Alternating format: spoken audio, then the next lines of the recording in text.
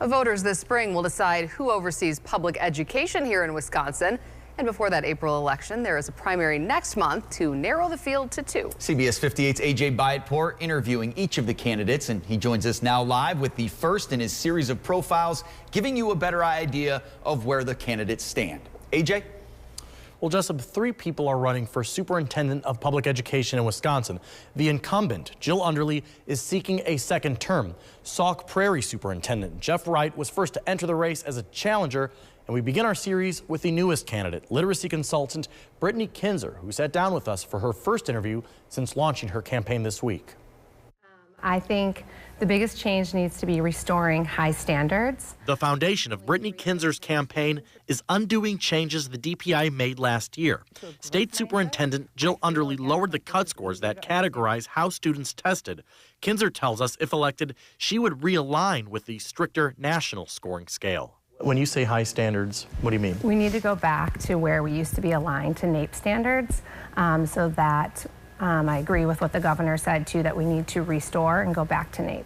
Governor Tony Evers publicly disagreed with the changes last fall. I think we need to have as high a standards as possible. I don't think we should be lowering them. However, the state Democratic Party has endorsed Underly.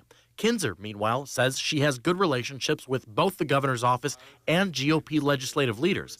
Is she willing to be seen as the conservative option?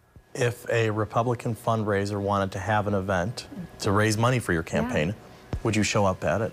So if anyone who aligns with making sure we're putting our kids first, and we want to restore high standards and ensure kids are learning how to read, write, and do math, I will work with anyone and attend, yes, a fundraiser from anyone, yeah. Kinser previously oversaw the Rocket Ship public charter schools in Milwaukee.